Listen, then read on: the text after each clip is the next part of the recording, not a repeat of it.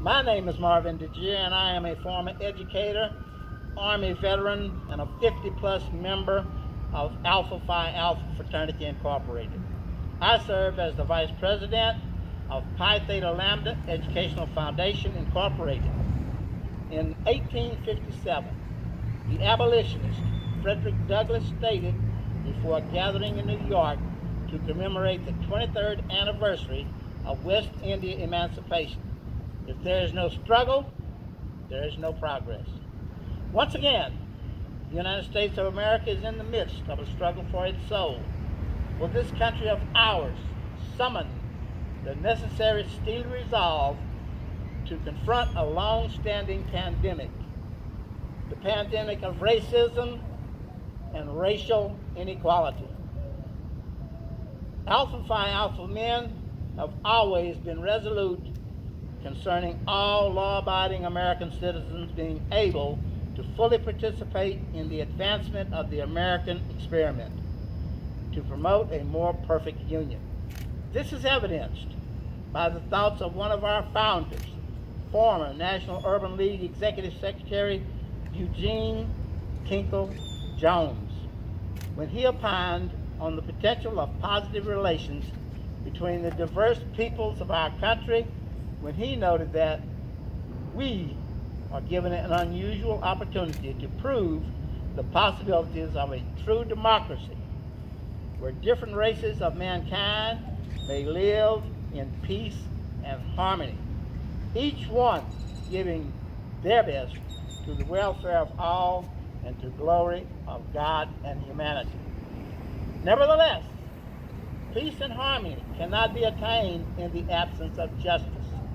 Here we stand, confronted with the fierce urgency of now, and in solidarity with other local members of the National Panhellenic Council and representation from the National Association for the Advancement of Colored People, San Antonio branch, to call for substantive policing reforms and the dismantling of systemic racism.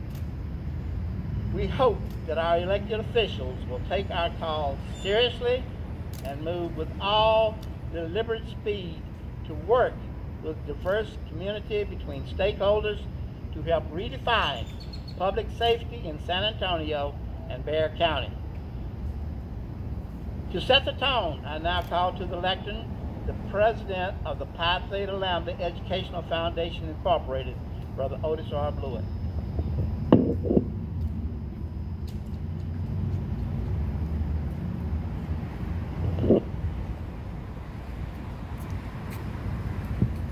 Good morning.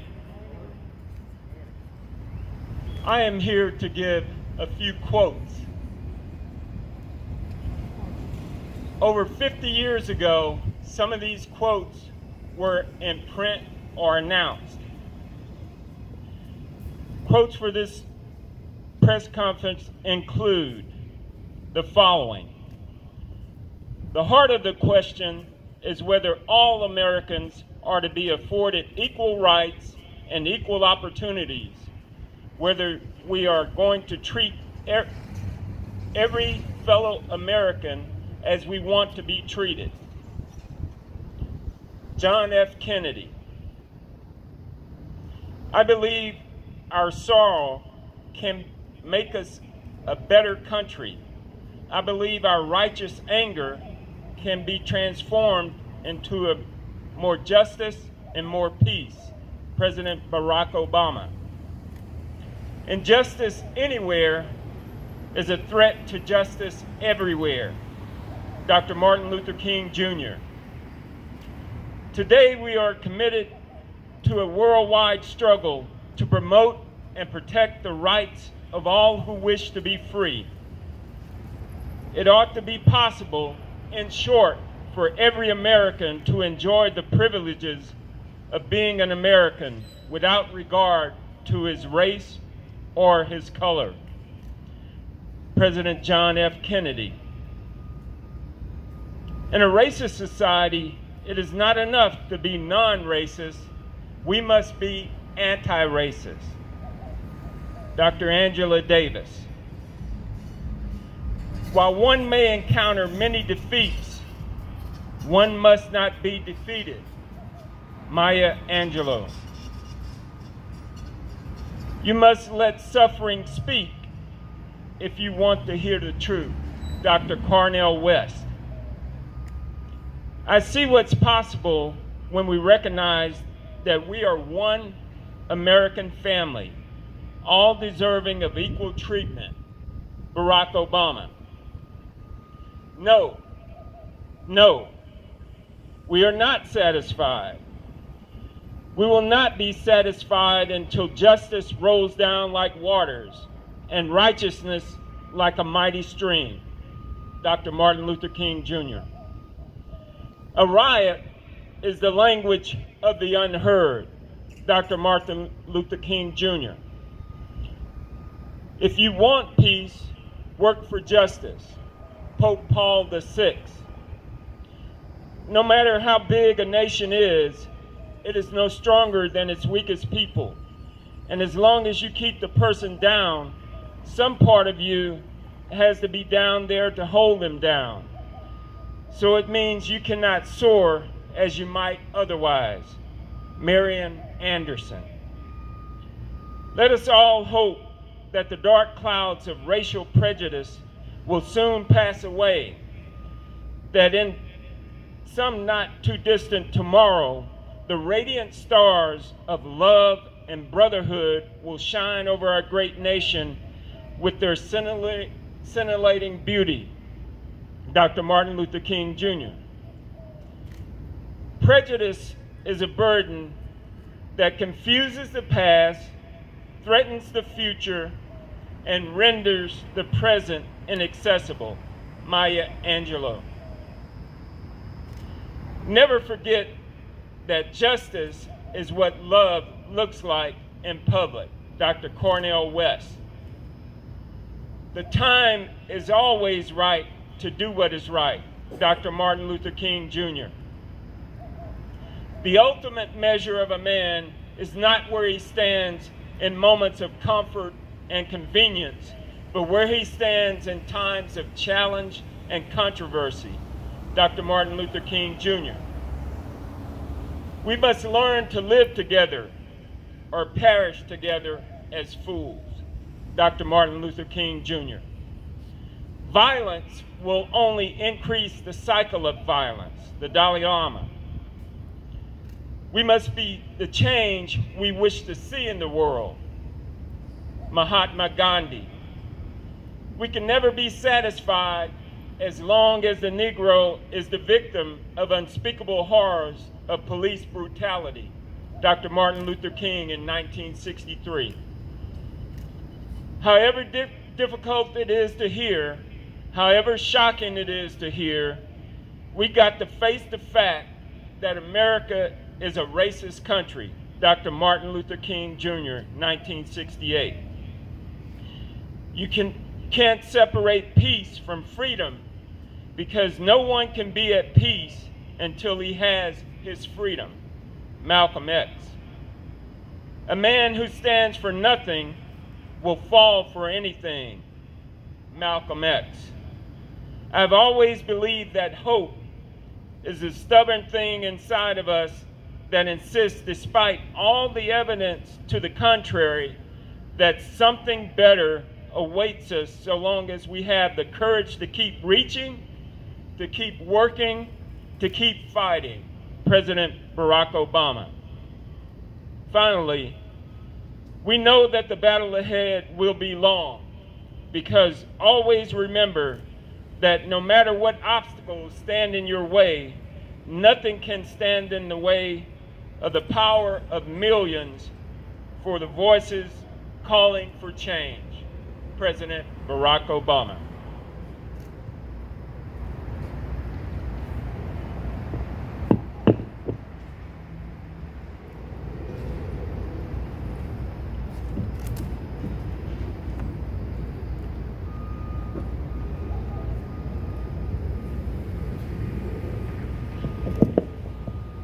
Thank you, Brother Lewitt. Now call to the lectern the chaplain-elect of Pi Theta Lambda's chapter, Brother Dr. Ricky V, Slick Kyles, who will express why are we here.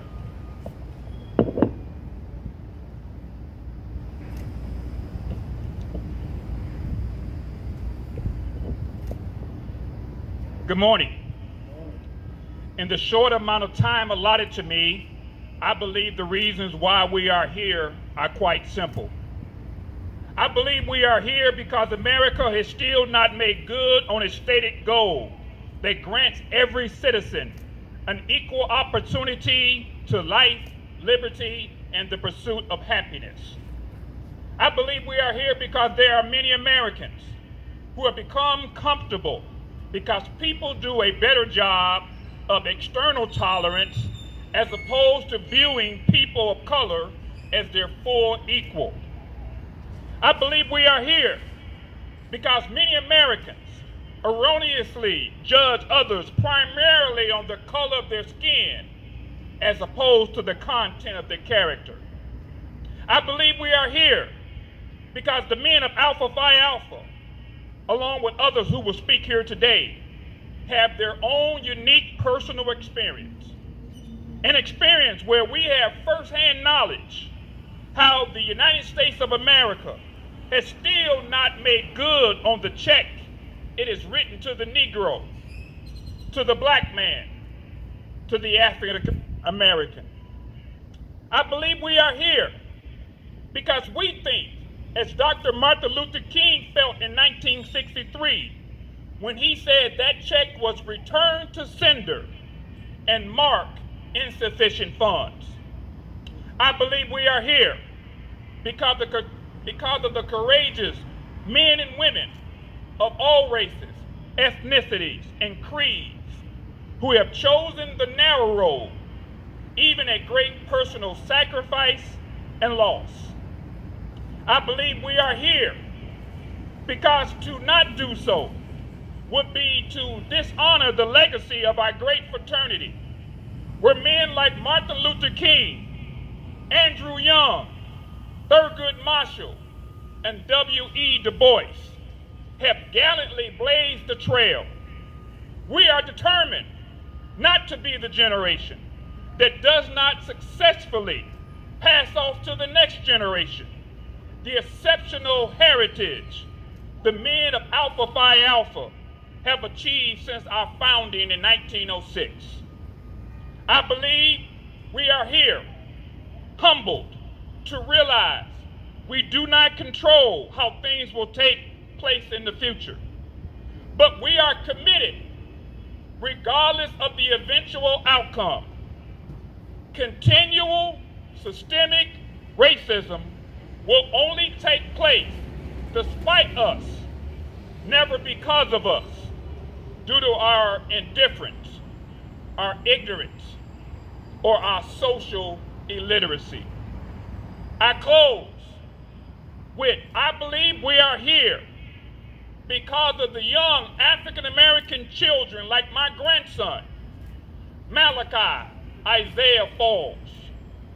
We will do all within our power to demand he, like all of his peers, have the same access to the opportunity all their hard work and determination affords them by the grace of an almighty God.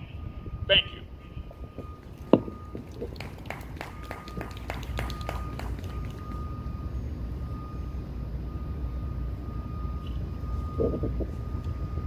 Thank you, Brother Kyles. I now call to the lectern the Bacillus of Alpha Kappa Alpha Sorority Incorporated, Alpha Alpha Xi Omega Chapter, Sarah Jackie Gorman.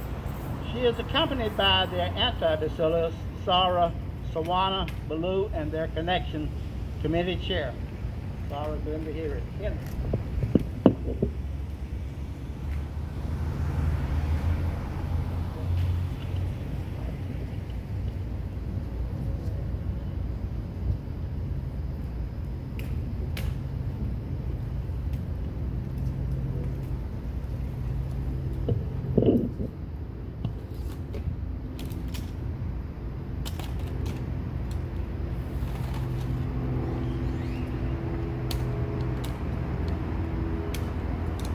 Good morning.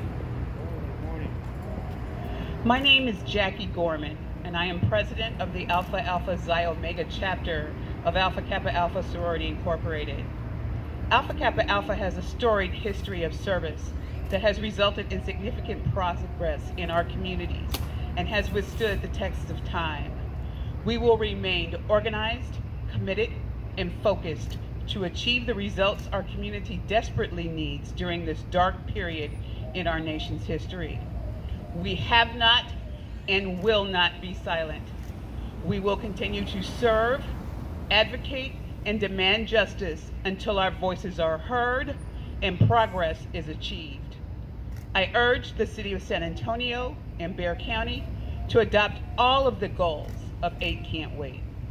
Research shows that more restrictive use of force policies can reduce killings by police and save lives. San Antonio has already adopted 4 of the 8 policies, but there is more work to be done. Other cities in Texas are moving in this direction. In fact, Fort Worth has adopted 6 of the 8. We need our elected officials to do the right thing and adopt the remaining 4 of the 8 recommended policies and to enforce the 4 that have already been adopted. Thank you.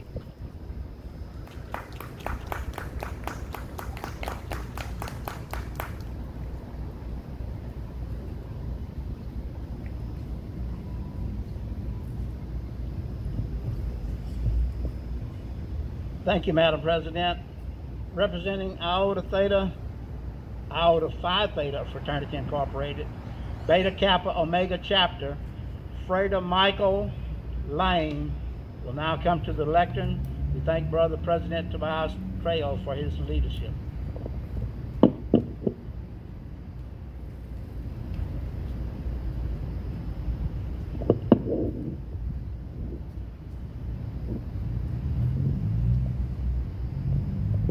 Again, good morning to the brothers of Alpha Phi Alpha.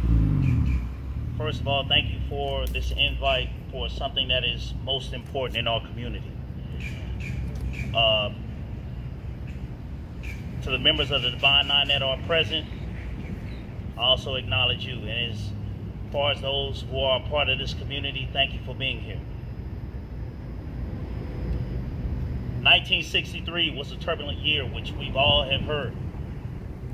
History-making events occurred that would radically and permanently affect the country as a whole, and African Americans in particular. 56 years later, in the year 2020, the same can also be said. Currently, we as Americans watch in horror as countless acts of injustice against African Americans and people of color continue to occur.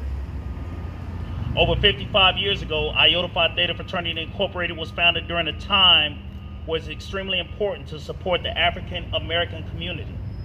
And although we've come far with the unfair treatment of African Americans, the fight for equality seems long and lost ahead. Systemic racism is both a theoretical concept and also a reality. As in theory, it is evident that the United States was not founded on equal rights or fair practices. The unfair treatment of people of color have been embedded in the foundation of our country, and has also been in all social institutions, structures, social relations within our society.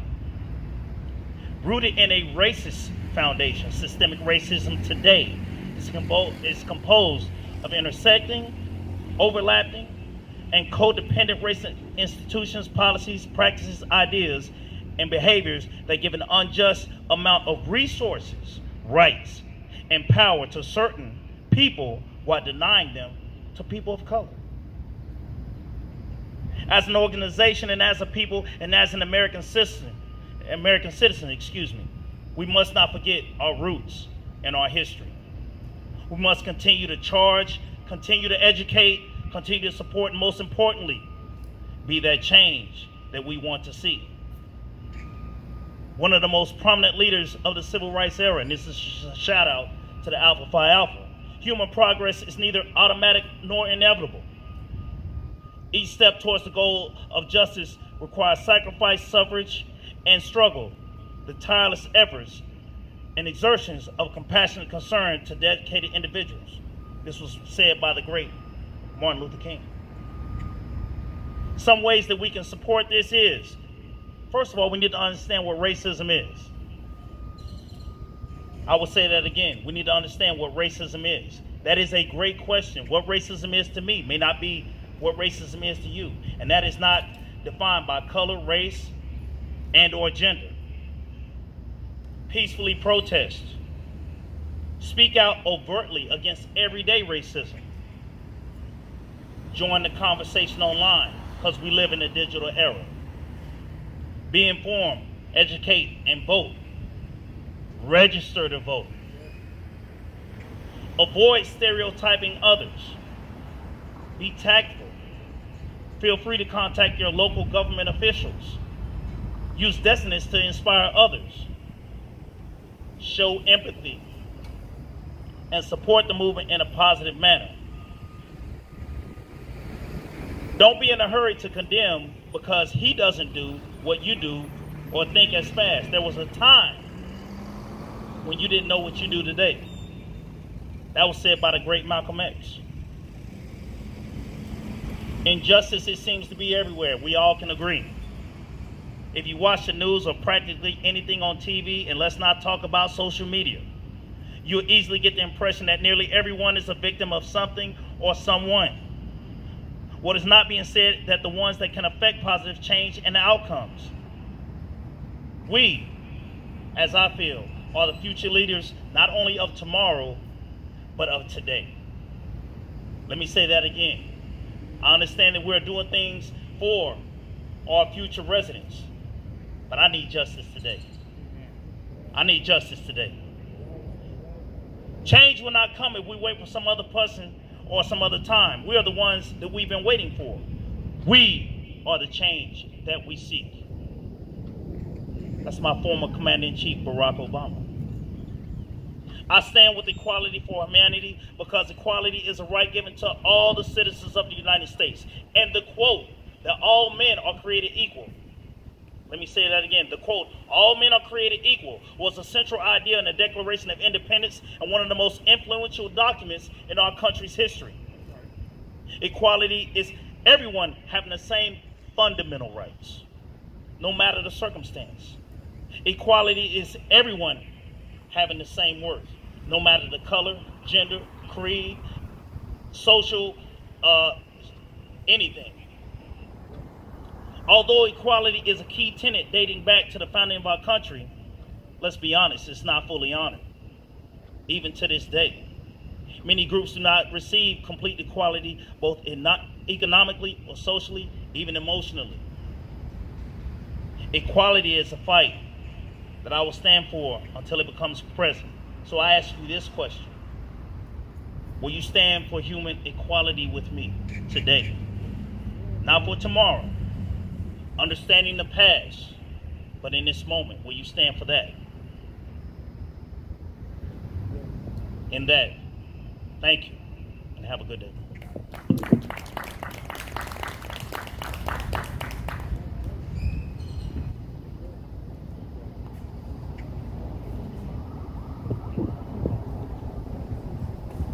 Thank you, Frater Lane.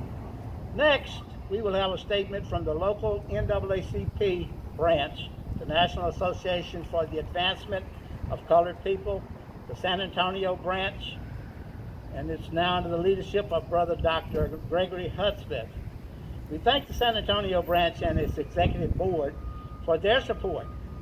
In the absence of Brother Dr. Hudspeth, Brother David Sherman will provide a statement from NAACP San Antonio branch.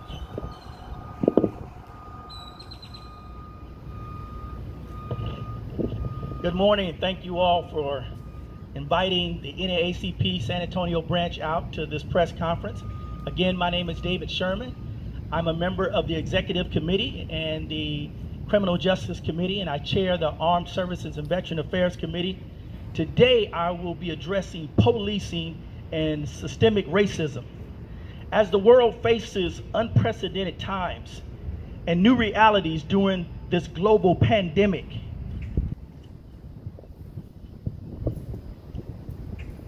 And incidents of hate, domestic terrorism, and the brutalization of African Americans. As we watch the protests for racial justice rage across the country and across this world, we watch angry citizens tearing down Confederate statues and tossing them into the rivers. And we've even seen police chiefs resigning. The senseless hate crimes and incident of corona cases and deaths throughout the black community display the continuous systematic racism. Our communities are experiencing the worst of outcomes on all fronts. From every location, data reporting in the nation, African Americans are being harmed in both infections and in fatalities in higher percentages. The NAACP has a response.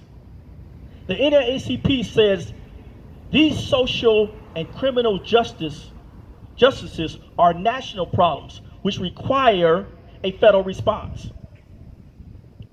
To get this federal response, make sure you, and especially you, vote in this upcoming November presidential election. And let's not forget about Tuesday, July the 4th election. We want to get out and get the vote out.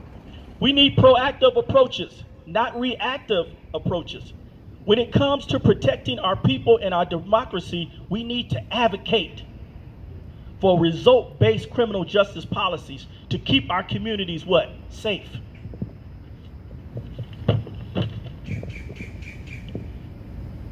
Let's take it back to George Floyd. George Floyd's death sparked national outrage after a video showing white police officers kneeling on his neck for more than 8 minutes. As bystanders stood by, they cried out, and Floyd repeatedly said, "I can't breathe." The NAACP is calling for sweeping police reform and federal legislation mandating a zero tolerance approach in penalizing and prosecuting police officers who kill unarmed, nonviolent, and non-resistant individuals in their arrests.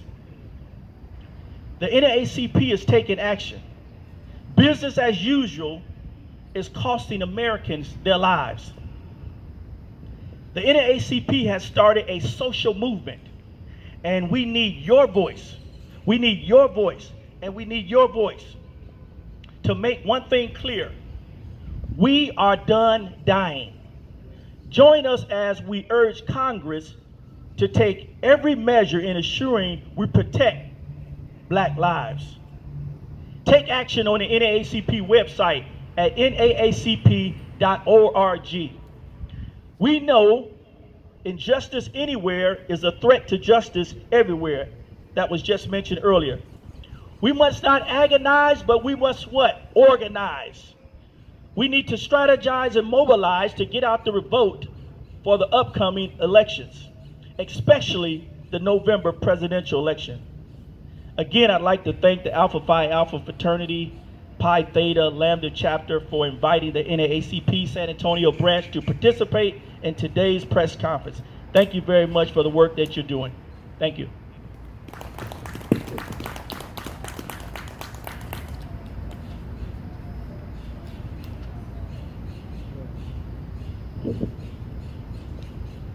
Thank you, Brother Sherman and the NAACP San Antonio branch for your remarks. At this time, I will call to the lectern the president of Alpha Phi Alpha Fraternity Incorporated, Pi Theta Lambda Chapter, Brother Dr. Willie M. Hurd III.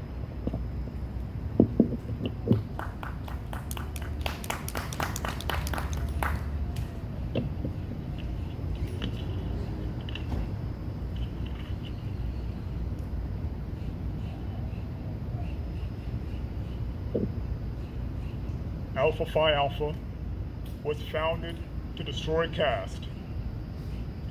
This pertains to the oppressive racial caste system, which has borne a multiplicity of societal inequities in the United States. Alpha Phi Alpha is very much concerned with the impact of white supremacy on the social determinants of health, racialized economic residential segregation, disparities in education, voter disenfranchisement, food justice, environmental racism, etc. Yes, it is. These matters impacting Black, Indigenous, Brown, Asian, and marginalized peoples are not going anywhere anytime soon. However, we are here for a nuanced discussion on race and to propose practical, evidence-based solutions for the changes we want to see in policing. The discussion on police brutality and the need for reform unequivocally intersects with institutional. We are demanding equal justice for all Americans, and we are highly critical of the political installation of the police unions, which must be disrupted to ensure police accountability. We're not for whataboutisms, deflections, and non sequiturs, as these are unacceptable, illogical rejoinders when the state kills our people without consequence. An assessment of racial justice must be historically grounded. In a 2016 study, it was noted that Black victims were 2.8 times the rate to be victims, 2.0 times the rate with respect to legal intervention death compared to whites. In a 2020 study, Black, non-Hispanic were 2 times likely to be legal intervention homicide victims compared with their representation within the general population of the United States. In a study in 2010 by Krieger and colleagues, it noted that high-income Blacks are as likely as low-income Blacks to be victims of legal intervention homicide.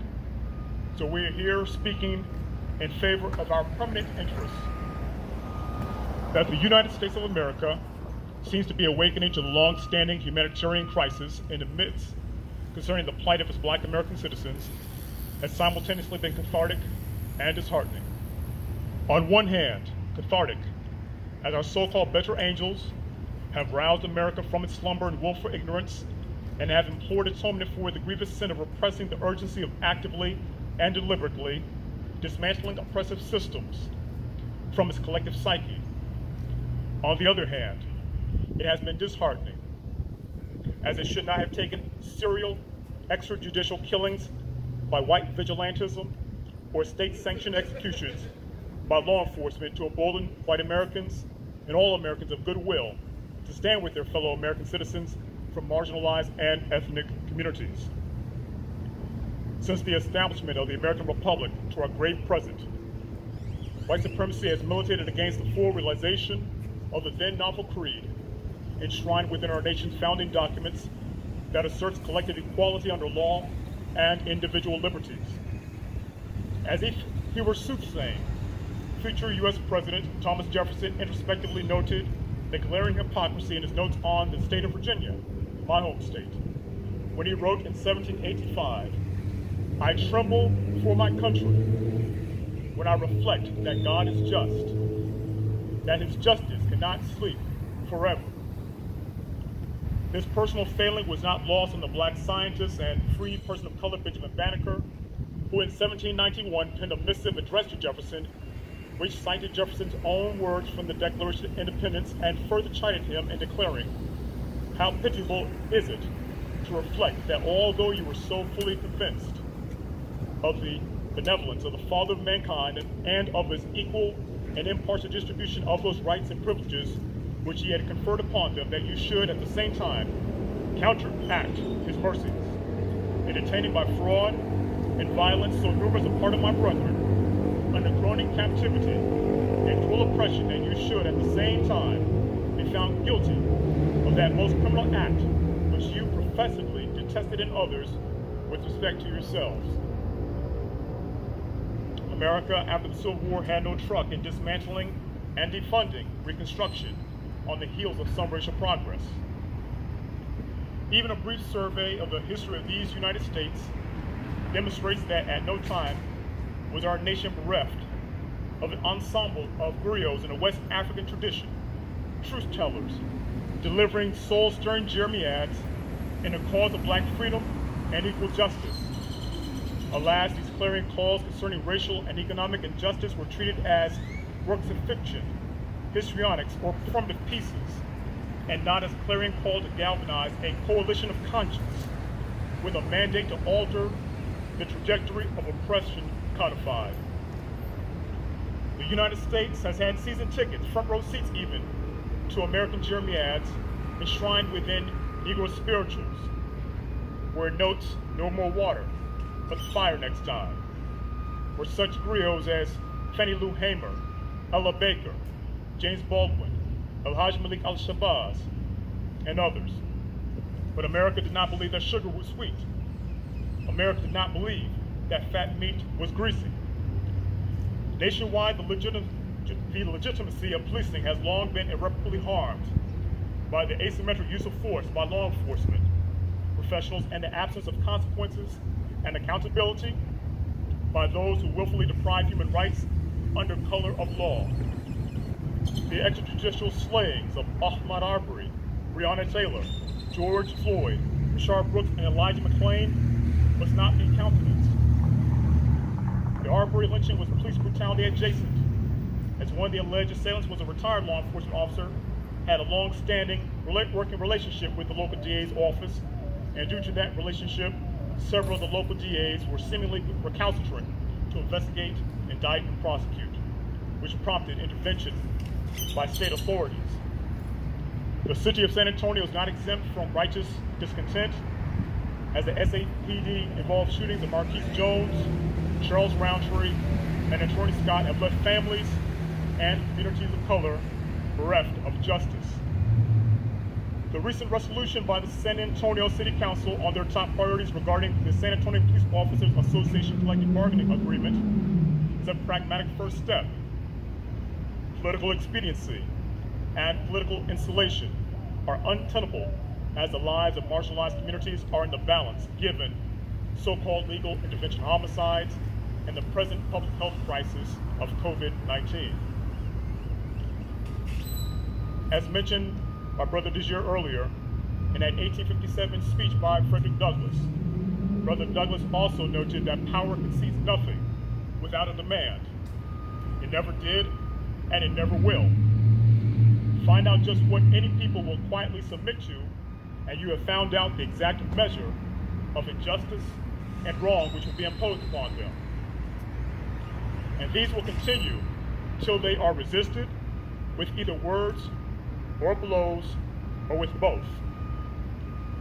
We are calling for a full court press for redefining public safety in the greater San Antonio area. Alpha Phi Alpha Fraternity would like to reiterate the urgency of legislating substantive local policing reforms, the dismantling of systemic racism, economic segregation, and the promotion of equal justice through policy considerations that would help to affirm the lives of Black, Latinx, and other minority communities. When we speak of the urgency of now, we are expressing that Black lives must be affirmed. This can be accomplished by addressing the social determinants of health and health disparities, the expansion of public health and mental health services.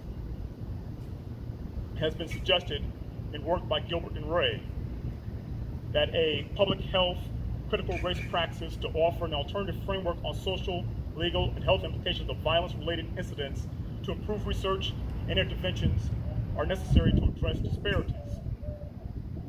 It's necessary as well for the city of San Antonio to help to dismantle racialized economic segregation and geographic inequities to reduce underemployment and enhance quality of life. This may be accomplished by continuing to view the budget as a moral document. When we speak of the urgency of now, equal justice must be pursued. San Antonio should consider that a special prosecutor should be appointed in all police-involved cases of excessive force, lethal force, and death in custody. San Antonio should also consider establishing an office of a San Antonio public advocate, similar to the model in New York City, where this person would serve as an ombudsman of the citizenry and provide oversight and as a government watchdog. They would be able to sit in during city council meetings, as well as introduce legislation, generate awareness of community issues to promote action and change, inform constituents and the city council of wrongdoing by bad actors like unscrupulous landlords, file lawsuits against the city and city agencies as needed, and operate with a guaranteed budget to allow effectiveness. And there should be consideration to expanding substance abuse interventions such as drug courts and rehabilitation programming. When we speak of the urgency of now, with respect to police reform must be substantive and enforceable. Police need to be demilitarized, as numerous American generations, in the words of Dr. King, have asked if our own nation wasn't using massive doses of violence to solve its problems, to bring about the changes it wanted.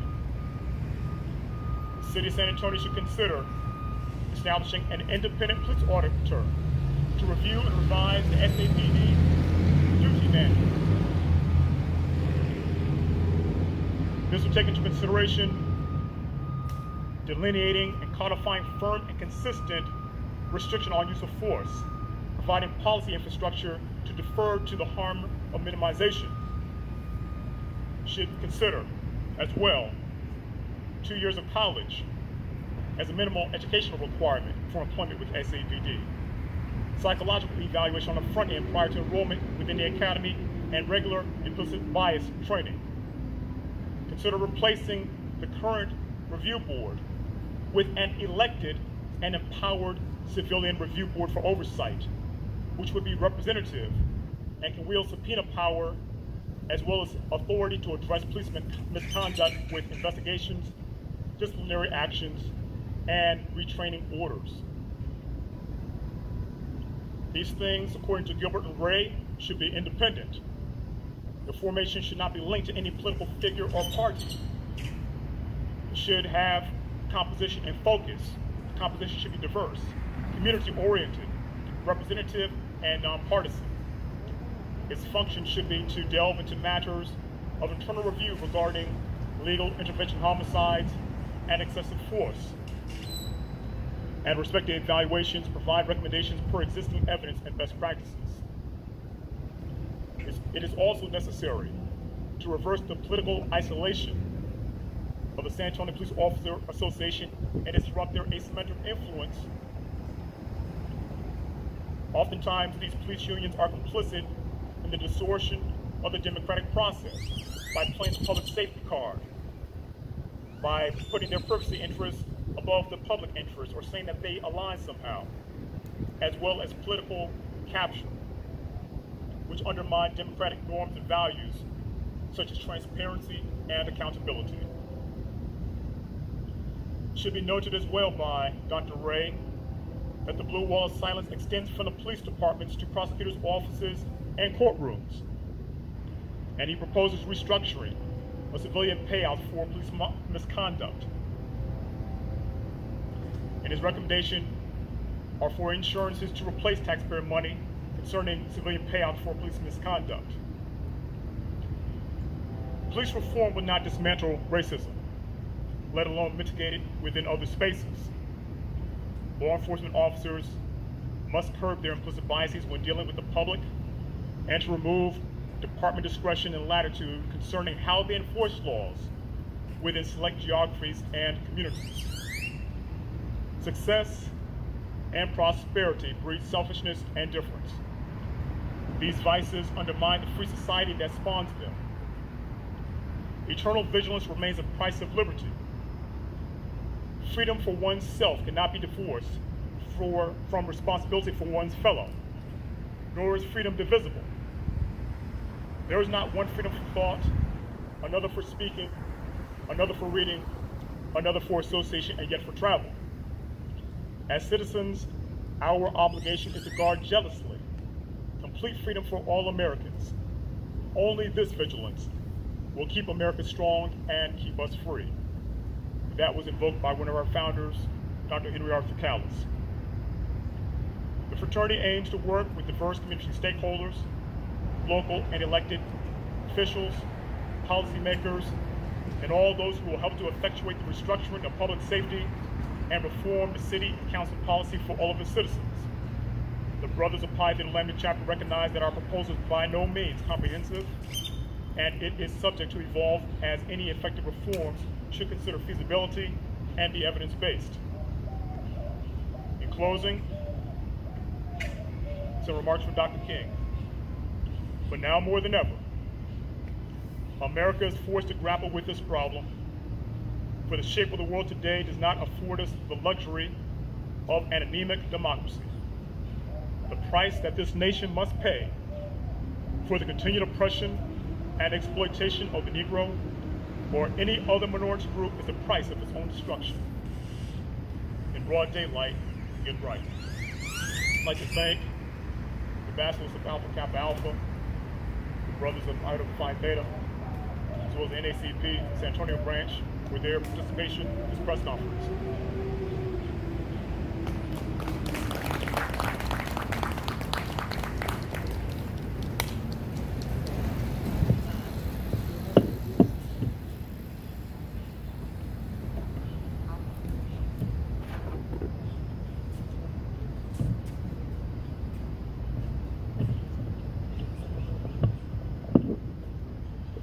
Thank you, Brother President Hurd III. I now call the Vice President of Pi Theta Lambda Chapter, Brother Michael G. Torres, Jr. Brother Torres is also our chapter president-elect, and he will note how the community can get involved. Brother Vice President.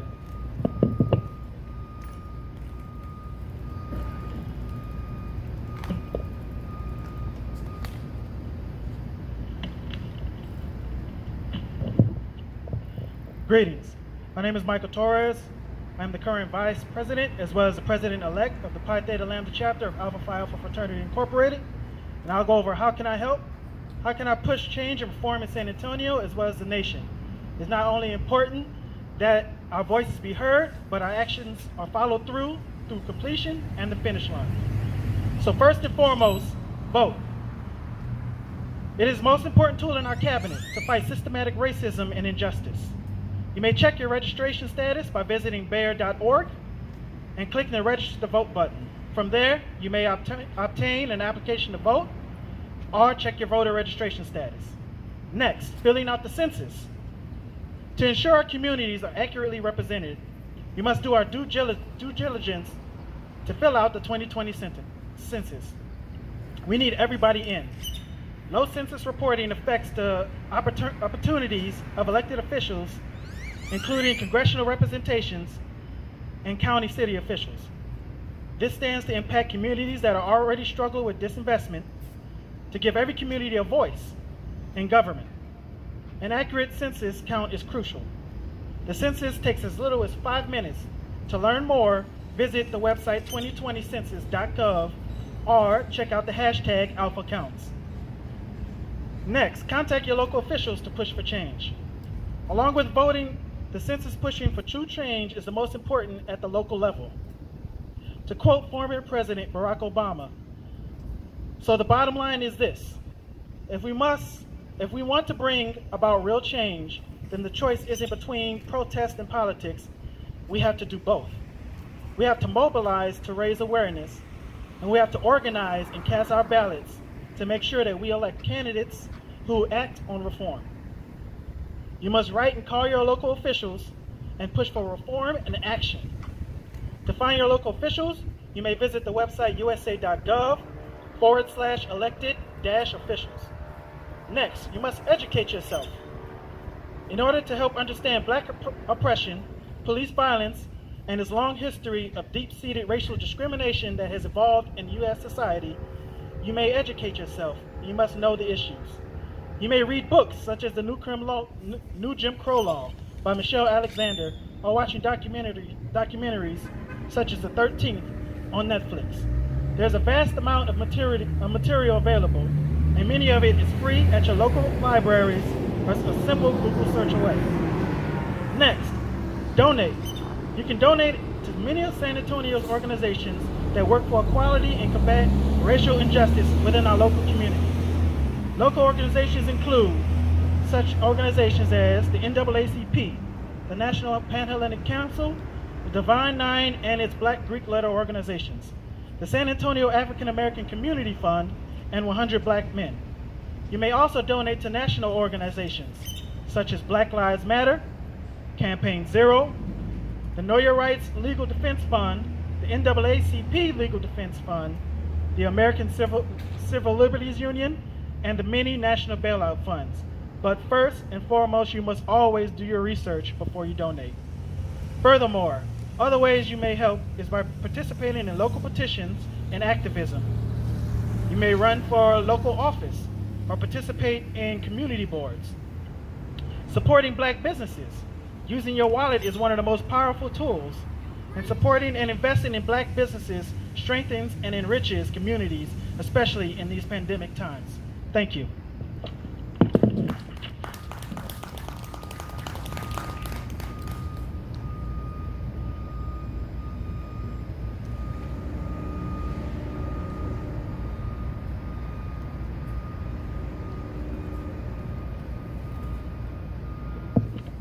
This concludes our press release this morning. Thank you all for coming.